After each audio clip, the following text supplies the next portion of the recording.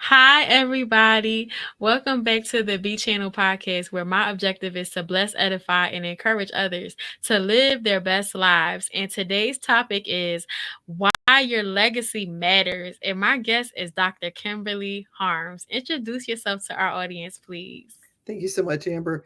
I'm 67 years old. I've been around the block for quite a few times in dentistry. I've had a lot of areas in dentistry. That was my profession, but I've lost a lot of people. I lost my mother and my son to suicide. I lost my husband to a broken heart after my son died.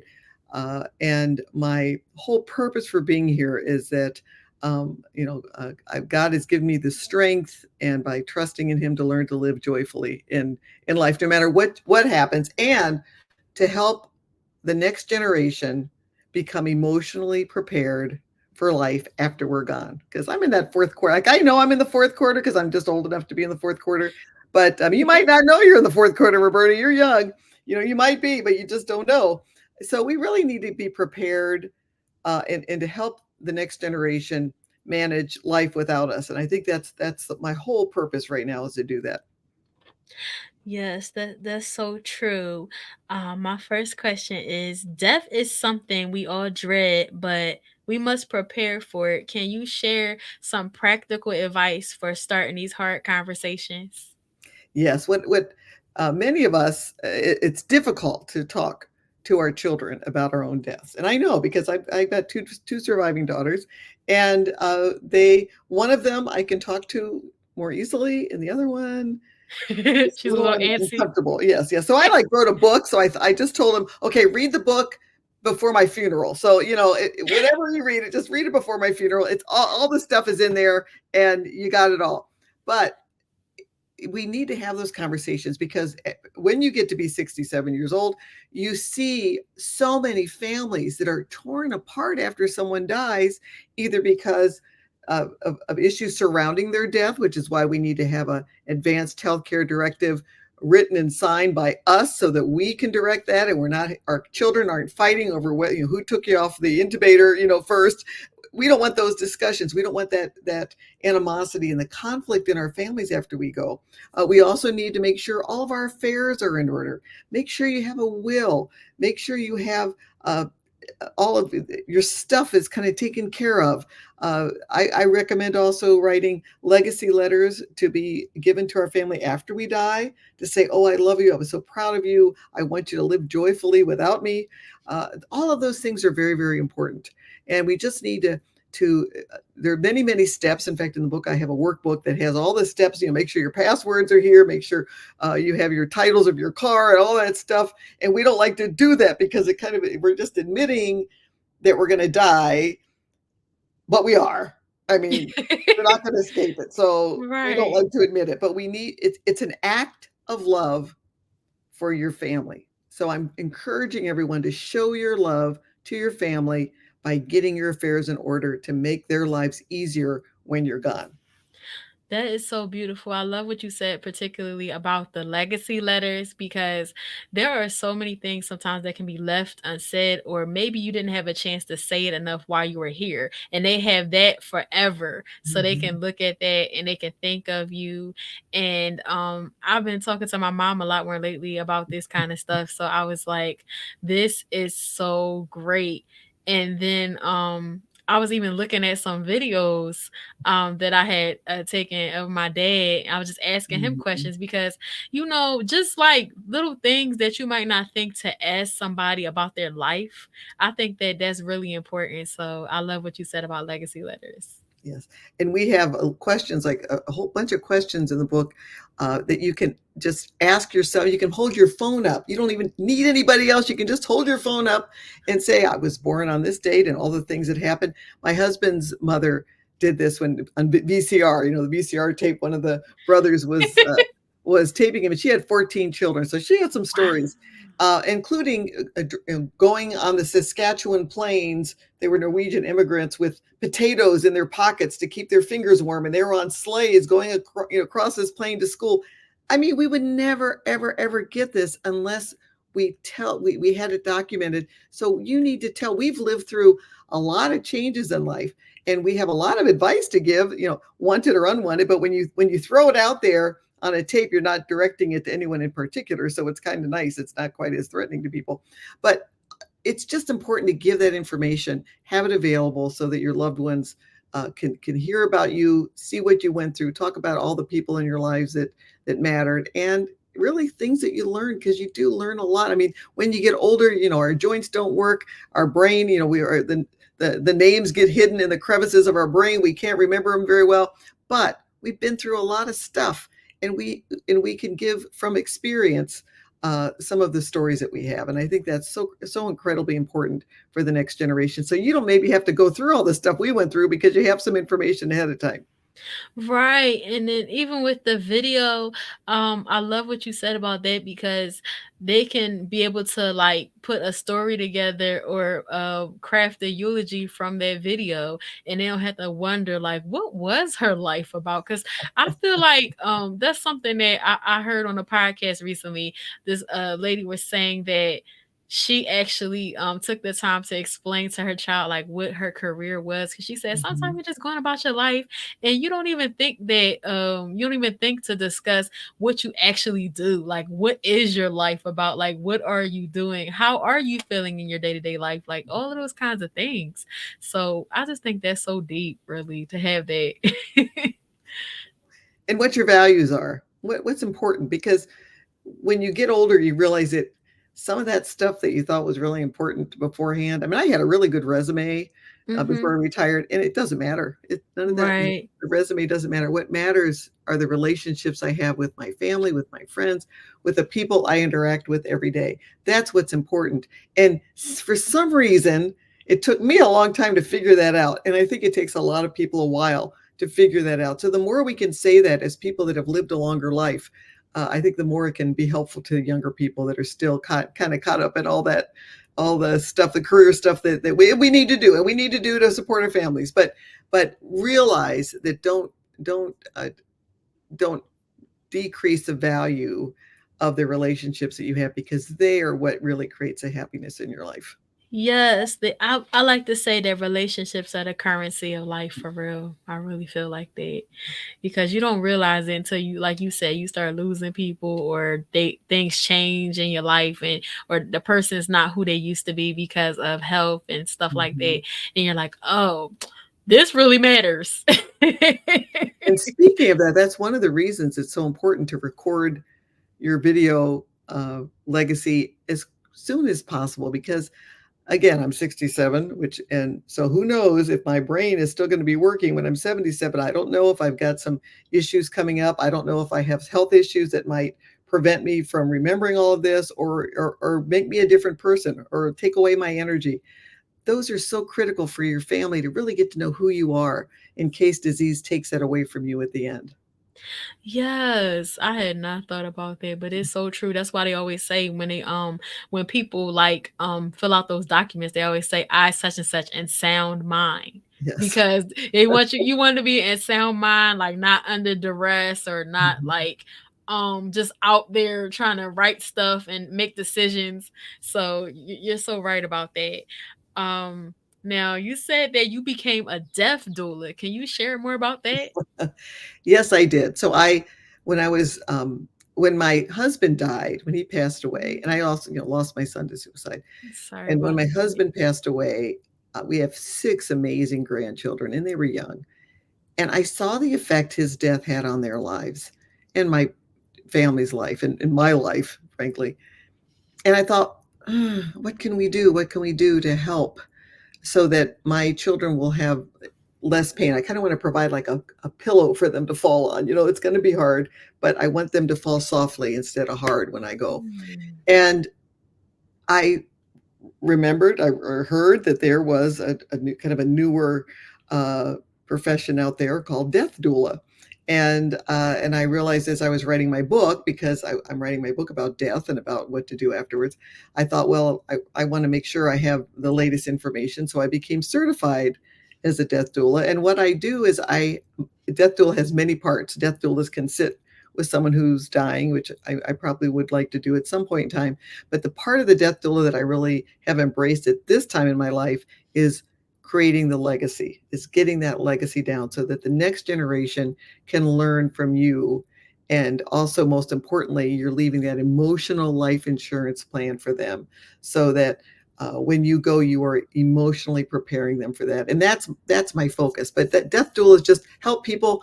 Birth doulas help guide people through the birthing process, and then on the other end, we death doulas help guide people through death and dying. So it's fascinating, and I've just come to really feel this is my calling. You know, I failed retirement as a dentist, so this is my this is my calling, my second career, and one that I just do from my heart.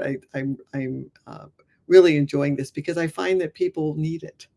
I find that it's Yes. useful and people need it. And it's when you get older, when you're a widow, it's wonderful to feel useful and needed in helping people go through the think about their death and pass along the next step in their journey is really something that I find very rewarding.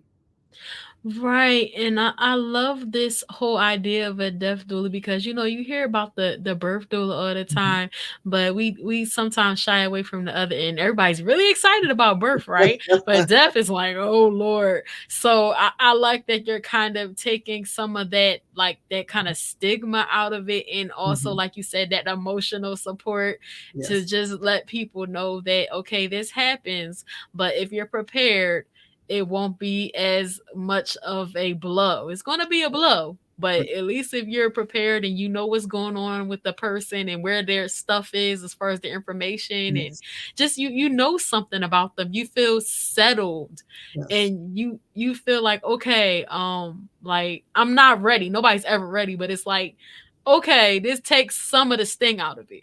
yes. And when my husband died, he actually died twice. He the day before his actual death, he stopped breathing and lost his heartbeat for over 20 minutes. And I actually called Mm. hospice, you know, and he's dead. And I was on the phone with my daughter, and we were crying. And after about 20 minutes, I happened to look, and all of a sudden, just like in the movies, it was really kind of crazy. He just went, he took a big Oh deep breath, my and he was breathing. It's oh goodness. my goodness. And then I was able to get everyone to come and visit him. It was an absolutely miraculous day. I got to have everyone come and talk to him and kind of a living funeral with him present, you know, in the room. Mhm. And then he passed away the next day.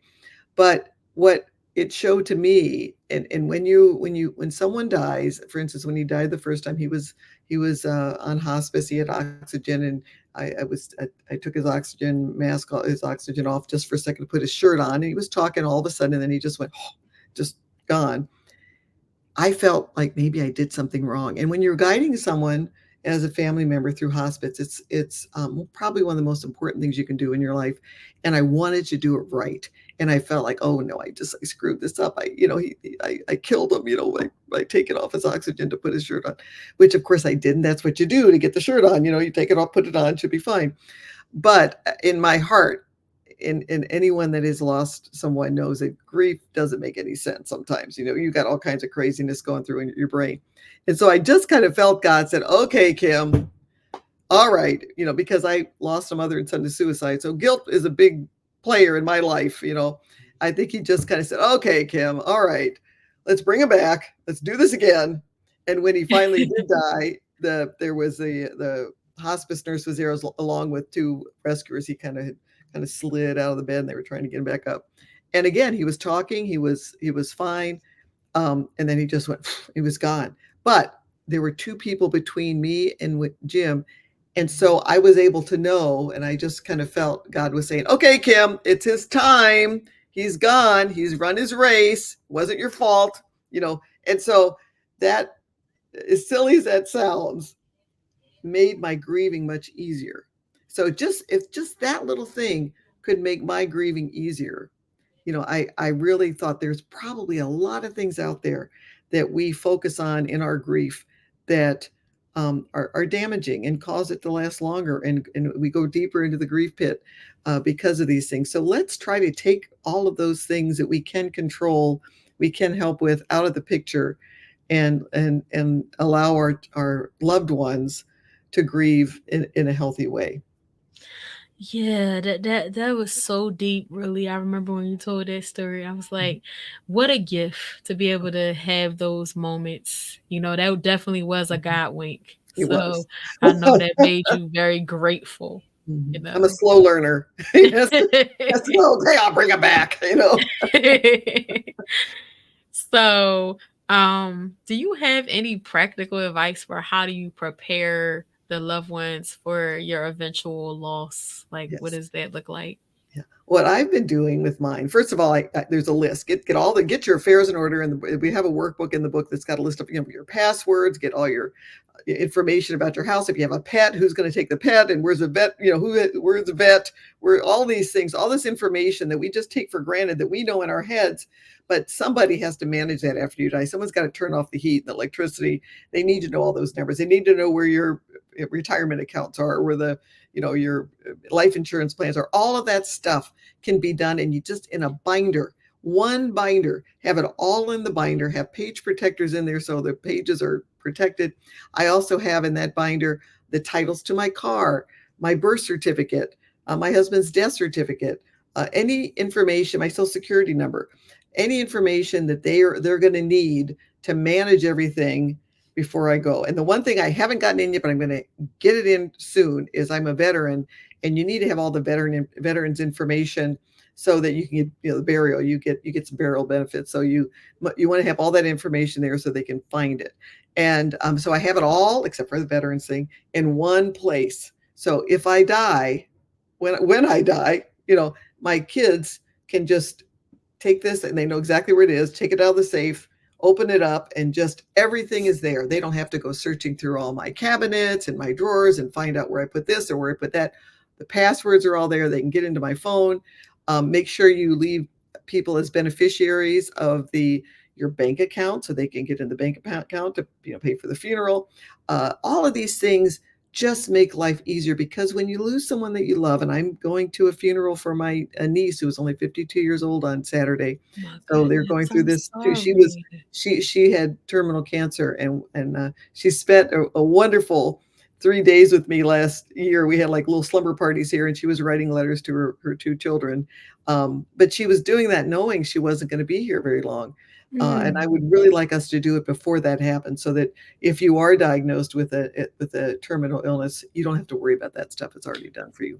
But just get all of that stuff done to make life easier, and in one place, in a bind. The 3-ring binder is really the best, because you can stick page protectors or envelopes in there and put the important documents. Because if you're going to sell the car, you need the title. If you're going to do anything with the house, you need the all of the information about the house. So put all of that stuff in the binder. And if there are things like your will, which might be thick, you never know, just at least write where that is. So it's either in right. the binder, or you've given specifically written where it is, and put it in a safe place. Just got a little safe that I put it all in. So if there's a fire, it's still going to be there. So put it in a safe spot. Right. So what's the name of the books just so everybody can find it? It's called "Are You Ready? How Mhm. to Build a Legacy to Die For," by Dr. Kimberly Harms, and it's on Amazon or Barnes and Noble or anywhere online books. You can pretty much get it anywhere. But "Are You Ready? How to Build a Legacy to Die For?" And the first part of it talks about legacies. I've had the amazing experience of meeting some incredible people that left amazing legacies. You'd never heard of any of them, but they're just real people.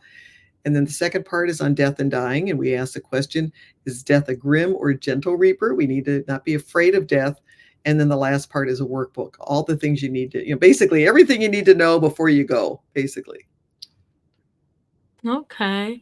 That's awesome that you have that resource for the people.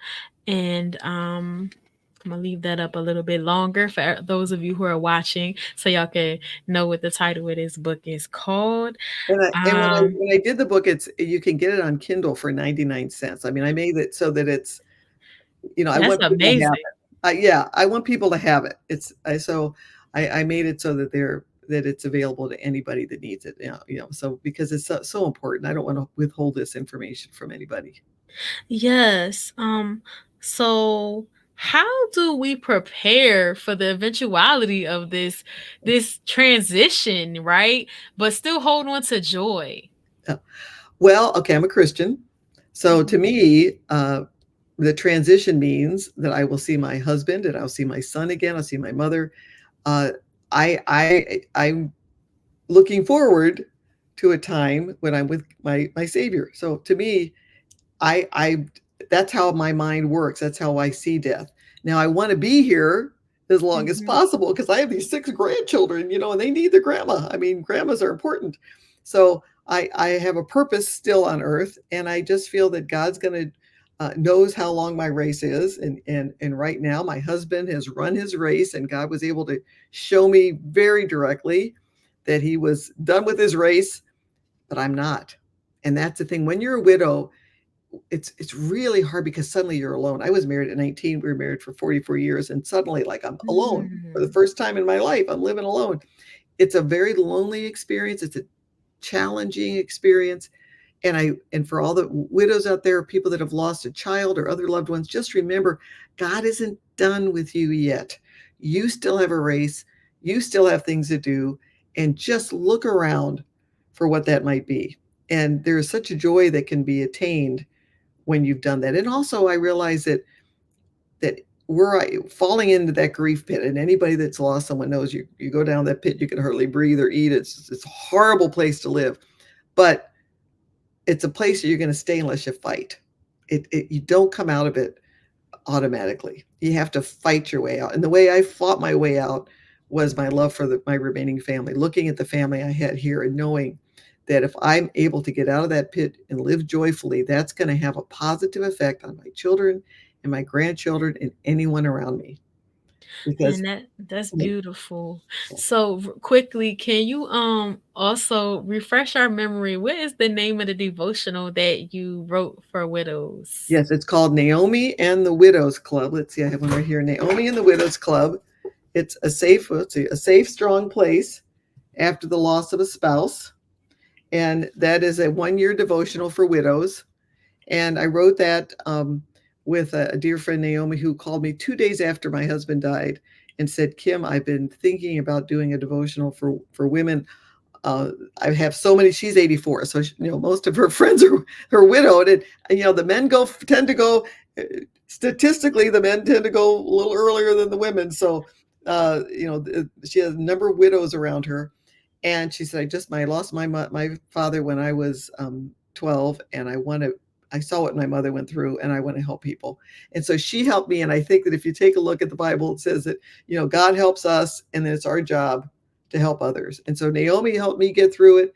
And the book is designed, both books really designed to help people that are going through difficult times face those times. And even if you're not going through a difficult time, we know we're going to die. So let's get prepared for that. But uh, the most important message I can give to anybody is that if you're here on earth, no matter what you faced in life, if you're still here on earth, God is not done with you yet. You have a purpose and a plan. Trust in Him. Look for that, and that's where the joy comes. Because it doesn't.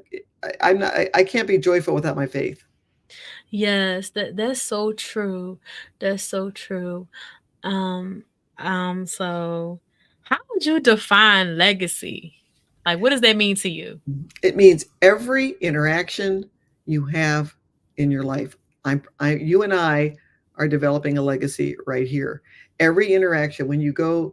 The other day, for instance, I was at a Chipotle, and this young man was in front of me, and it was a very difficult older woman. I think for my age, she probably had a little dementia or something was going on. And she was the most difficult yeah, customer you could imagine. She was asking, and this poor young man was standing there, and he didn't know what to do, and the line was backing up, and he was trying to help her, and he just took one look at me and the line to back it up. I just said, good job, keep it up, keep it up.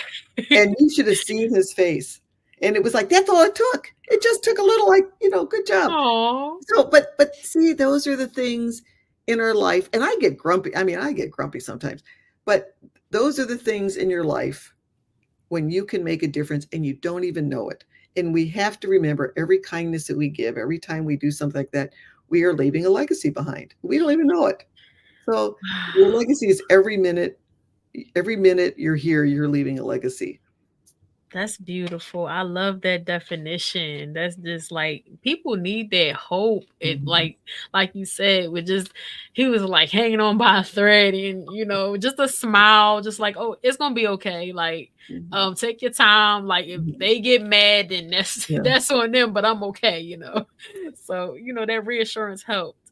So how can we help the next generation manage this grief, because everybody handles it differently. So how can we help that Well, process? live your legacy now and talk about it now. Live your legacy Mhm. now. A good example, my husband and I were very different, and if I had died, my husband was an extrovert and he needed people in his life. He wouldn't have done Mhm. well without me. Mhm. And so I would talk about it, and the joke in the family was, "Okay, now girls, your dad will need somebody if I die first. So, the rule that I'm gonna give you is that you can't look for another wife until after the funeral, and I'm gonna be cremated, so you can have the funeral right away, 2 days, and as long as the funeral's over, you can start looking, because he would need that. And what that did is Mm. that gave it would have given him the freedom at that time to look for someone to help him be a companion to him.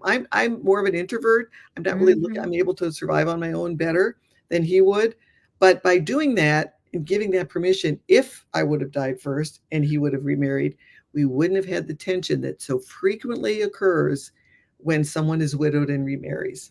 Right. The children sometimes have a tension there, Yes. with that process because they're like, oh, my mom is my mom or my dad is my dad. Who are you? They was married all these years and now you're just trying to come in and be somebody that you can't be.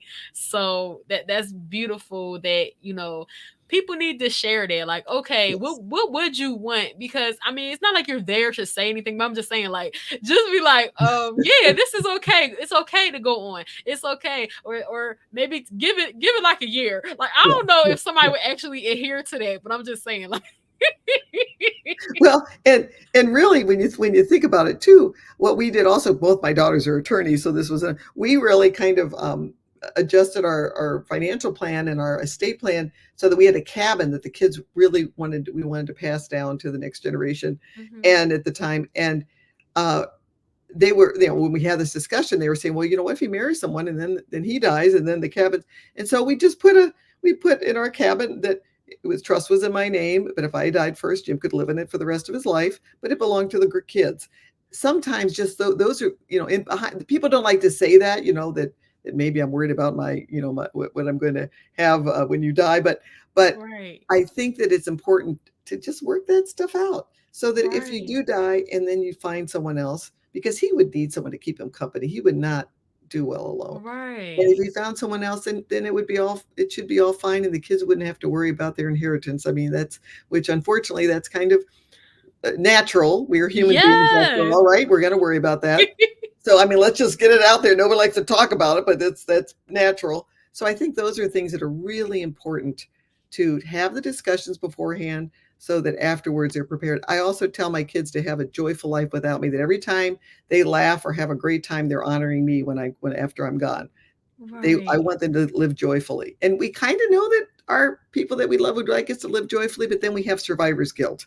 And so I Yes. want to eliminate, let's cut down on that survivor's guilt by telling them ahead of time that the more joyful you are, the more you honor me. So go out there and be joyful. Right. So why does support matter in grief? Oh my gosh, it does, because when you're going through when my son passed away, and he passed away from suicide again, only if you lose a child to that can you really understand the depths of the grief and the guilt and all the things that go into it. And again, God provided me with this wonderful group of 5 women that just kind of appeared.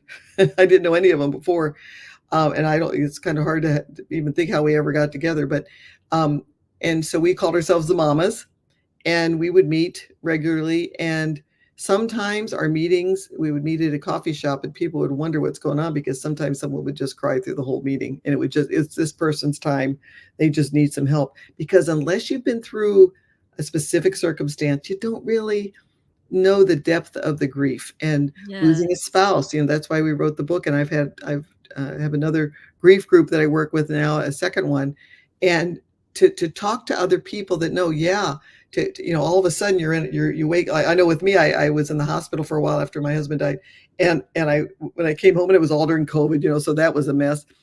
And I was in my bed and I was thinking, you know, if I die, nobody would know because there's nobody here. You know, I've always had someone in the house. So if you're Right. sick or you fall or you have an accident, there's someone that can call 911. But when you're all by yourself, there's no one to call 911. And so I had to get through that. And other widows understand that. And so we share. I think the big thing is to know that you're not alone. And the Mhm. second biggest thing to know is to have people to talk to that get grief's craziness, because you get crazy, and you know you have crazy thoughts in grief, and people that are not grieving kind of think, oh, why would they feel that way? But you know, if you've been through it, you can identify. And so people need to know they're not alone, and they need to know that what they're experiencing is normal, and that they also need to see they'll get through it. Yes, that hope is important. That community is so important too, because when you know that somebody else has been there, it's like, okay, they survived, or they're ahead of me. Maybe they're a phase ahead of me. Okay, Mhm. I see them thriving again. Yeah. I can thrive again, and Yes. I'm not going to be in this pit forever. Yes. You know. Yes, and So. one of the things that really, really, really helped me after the death of my son was I just got called, and it's a long story, and I don't even know how it happened, but I ended up in Rwanda with Books for Africa, bringing libraries there, which, and I still go quite a bit. We have 65 libraries now, which is a miracle in itself. But when I went there, here this was I think 16 years after the genocide, and Mm, here were these people that had lost their entire families, everything that they had, to a genocide, and yet mm, they could forgive, and they mhm, could get on with their lives. And at this time they were, you know, some were able to find, not everybody, but many were able to find joy in their lives. And they built now Rwanda as a thriving, safe, beautiful country that when people get, you know, nervous about going there, I say, well, are you afraid to go to Canada? Because it has the same safety rating as Canada. It's even safer than going some places in Europe. So Rwanda is mm, it was rebuilt into a safe, beautiful country because people realized that if they allowed this to happen and they couldn't forgive and they couldn't reconcile, they were dooming their children to the same life they have. And instead, these are heroes in my mind. They forgave the unforgivable. They reconciled with people after they went to jail for 20 years, and they are bringing them back into their communities. And you can't say you're Hutu or Tutsi anymore, which were the two groups that were there before. You say you're Rwandan. There were other groups too, mm, but those were the two main. You say you're Rwandan, which, you know, if you take a look at maybe in our country, maybe we could just maybe say we're American, and I see some divisions here that after going there, I get a little concerned about. So that reconciliation and forgiveness and understanding people is a big lesson that I learned and was very fortunate to learn by seeing these amazing, incredible people in Rwanda who were like my grief counselors. So I kind of got the mhm. best grief counselors in the world when I was recovering from my son's death. Yeah, because they can relate on a like a Mhm. macro level, you Yeah. know? That And was they deep. embraced me when they knew why I was there, when they knew that the reason we were delivering these books was as a memorial to my son who had passed away. They just came over, and I mean, they just embraced me, and I was one of Yeah. them. And I don't think I ever felt so loved as I is in Rwanda, because they Wow. knew they had gone through so much more than what I had, yet they were here for me in my pain. So um, Mm. you know, and I think looking around culturally, there are so many other cultures that probably handle death and dying better than we do here. Mhm. And that really brings to light that scripture that we're able to comfort people with the comfort that we ourselves have received from God. Second Corinthians chapter 1 verses 3 through 4. It talks about how God is the God of all comfort. Mm. And that's like he gives us the comfort. And it's basically like you just kind of pass it on, like, okay, he gives you the comfort. Now I got this comfort. Now I can get this comfort to other people. So that's what they did for you. Yes. Yeah, that was his plan for me, I believe, you know. So, but yeah, that verse is probably really been one of the main verses I've focused on this last year, and why I was this dental speaker, and I kind of say, well, you know, this is good because I did focus on grief and conflict, but into a very specific audience. And I thought, you know, I need to focus on doing this on a wider basis because I was a recipient of the comfort from so many wonderful people who gave it freely to me. And I think that that's what I would like to do. that would be my legacy if I do it successfully, you know. Yeah, I think you are. Like you said, your legacy is every minute. So you piled up a lot of minutes just helping people, like you said. So you're on your way. If you don't feel like you are, you're on your way. Thank you. Yeah. So due to depression, you've lost several important men in your life. How can we encourage men to advocate for themselves when they experience depression? Well, okay, that's a great question because when my son died, Mhm. I knew that I suffered from depression and my mother died. So like I'm in the middle. So depression, I'm in the middle. We didn't know my son had depression at all. He was very impulsive. He was 19 years old. His girlfriend broke up with him and he was gone in 45 minutes. I mean, it was just, we had no clue. My mother suffered from bipolar disease. Mm. But I realized after my son's death that if I was going to have the responsibility of trying to learn to be joyful so that I could help the people around me, I got treated for depression. And there was a time when I was treated, I said, "Oh, I'm feeling better now." And mine happens to be a medication that works well for me, the right dosage. "Oh, I'm feeling better now. I'll just get off of this."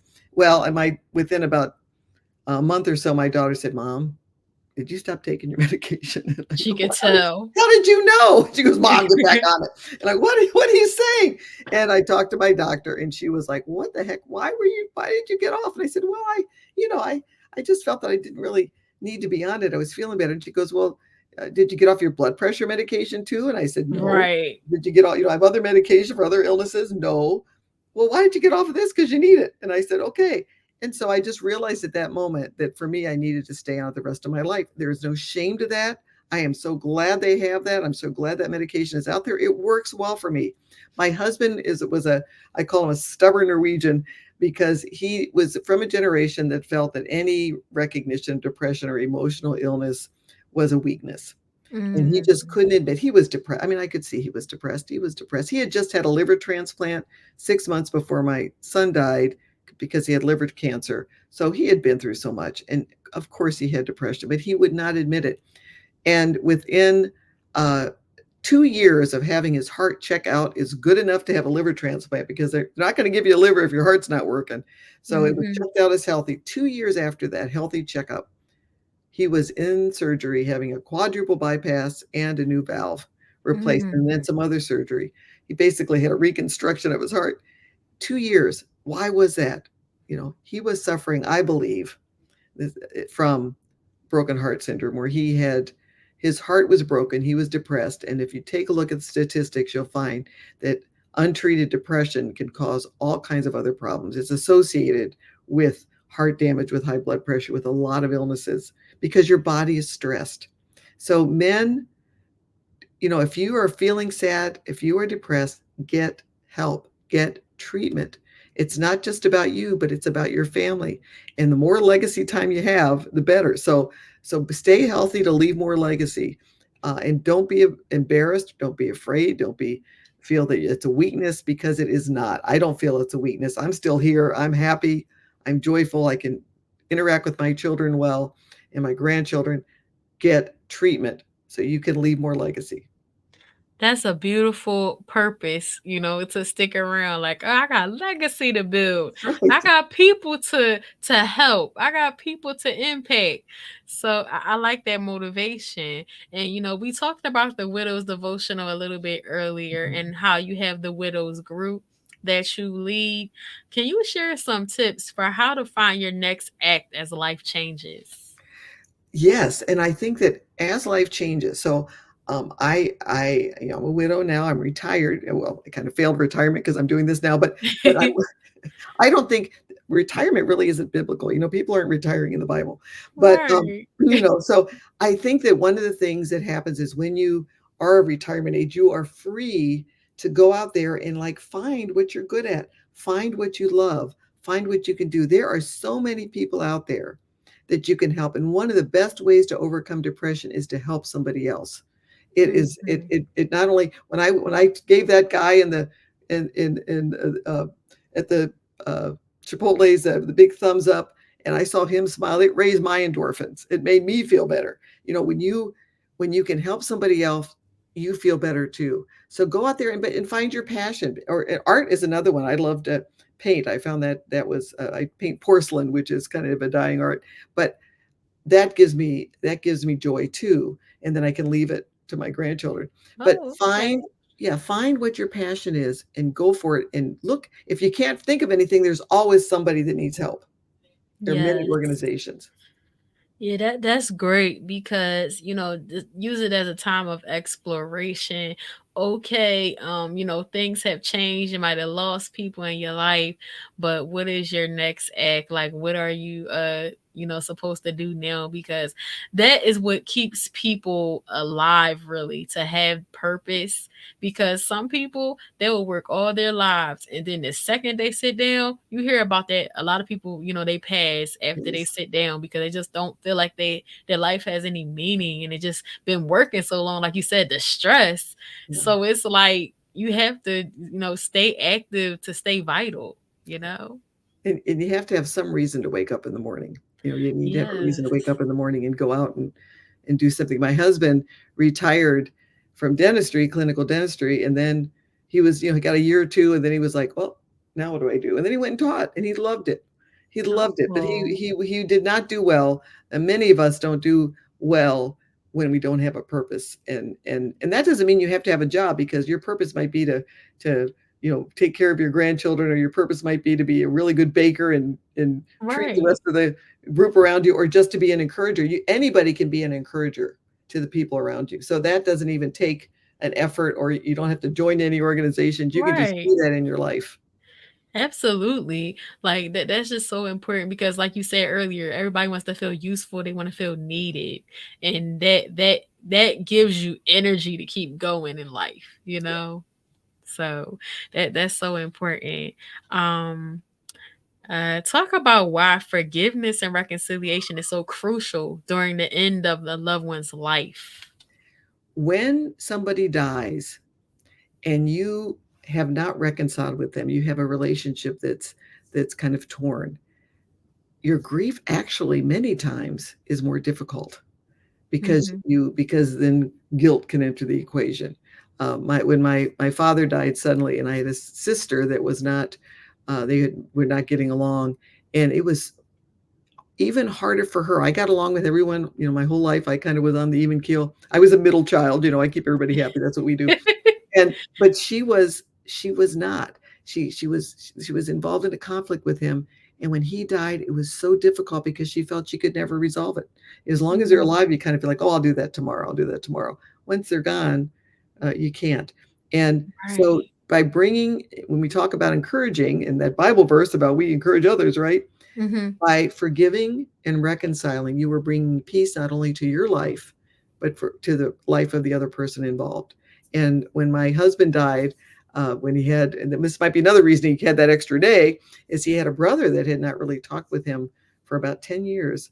And he came over that day, that extra day that he had, and he brought videos of when they were climbing Mount Whitney and when he was like 25 years old, which was so much fun Wow. because we all got to see, Pop Pop as a 25-year-old, and my husband, I'll never forget that last day when he was talking to his brother. He had this amazing smile on his face.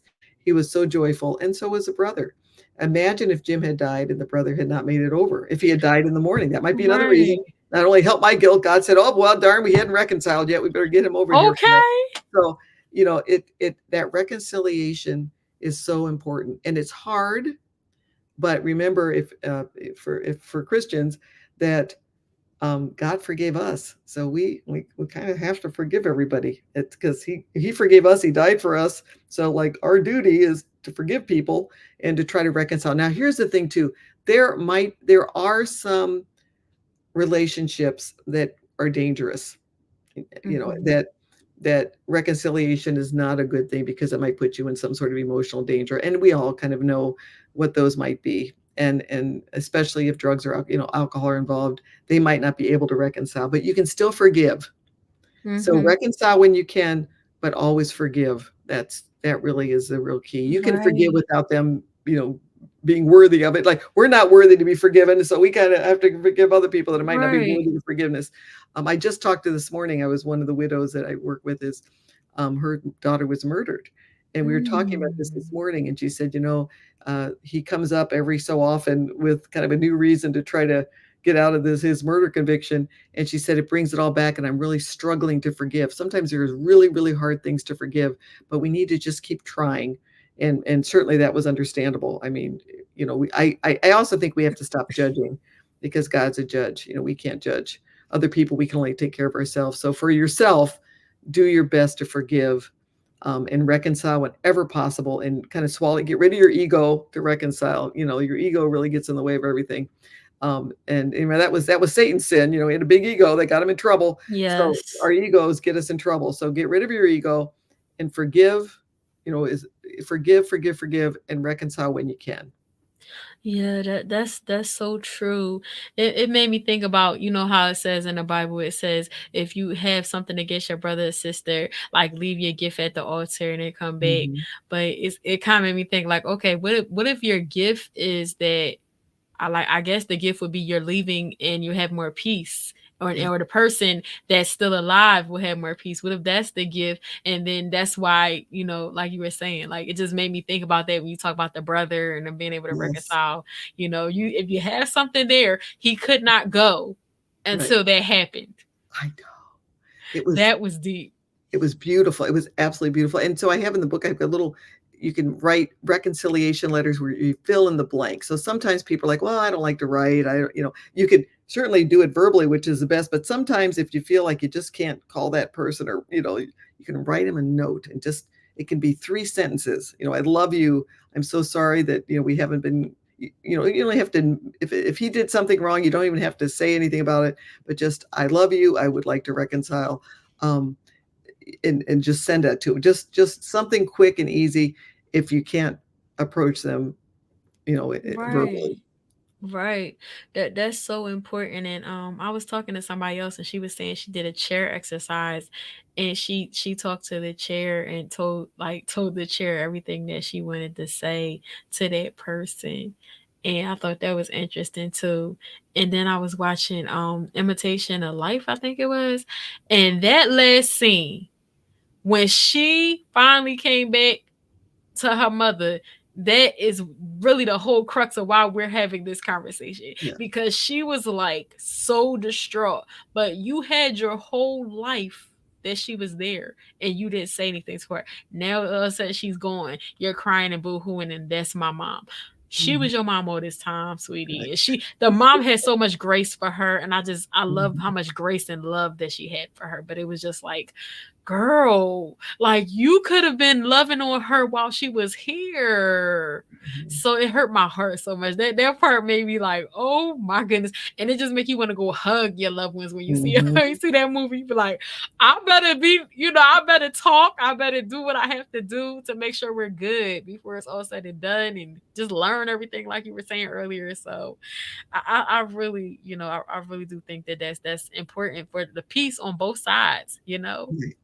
And one of the best things we do as a family, we just got in the habit, is whenever we get off the phone, or when anybody leaves, we say, I love you. That's the last thing we say. And so that became very critical when my son died, because the last thing he heard from every member of the family was, we love you. And it was 45 minutes after his girlfriend broke up with him. It was a quick death. Nobody had time to Mm. intervene. But we knew for ourselves as the survivors that the last thing we told him was that we loved him. And so I think that's one of the Right. best habits to get into, because you never know, they could get hit by a car.